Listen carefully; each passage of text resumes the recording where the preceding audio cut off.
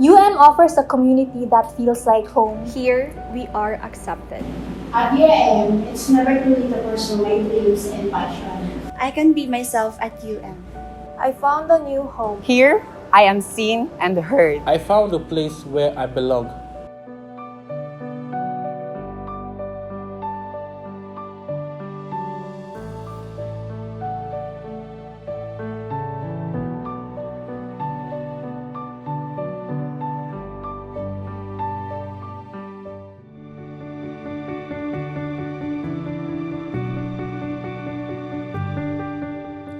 Studying in UM, challenging kid siya for me, but dako kay siyang tabang para sa amo og sa mga iskolar ng tribo, kay nag-abri siya daghan nga portahan sa amo para makakita mig mga daghan nga opportunities para sa amo ang tribo o para sa among kaugalingon.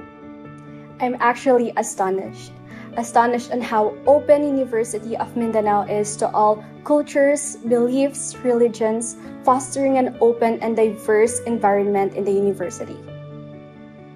Ang UMSAD kay sila sa mga working student, mga nag-aaral sila sa working student pa na tinanggili po mag-ihay, wala pinakanito sa UM. Kasi so far, ang UM ang pinaka-best na school na sila. Hindi ko na trabaho, pero module siya kung more na akong na-experience as a student, as a working student.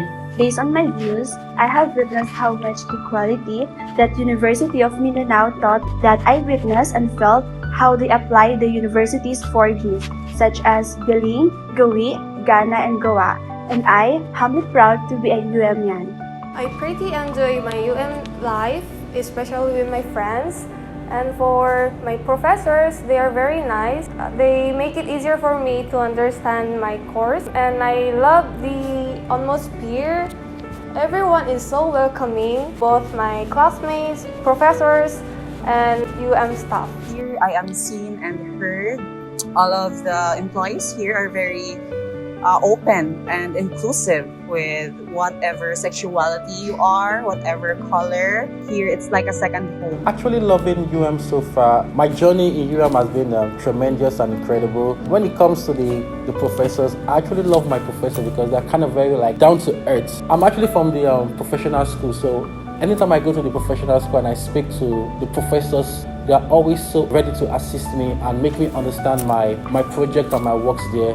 And when talking about the UM staff, I believe they are very, very helpful. They're kind to me and they're nice and they help me get through stuff. If I have any questions, they make sure that I understand the question. Other students in UM, they're kind of they're very, very friendly towards me.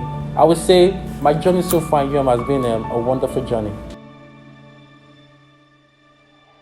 Bisag asa man ka nagikan, ug unsa imong gikadak-an, dawat ka dinhiya.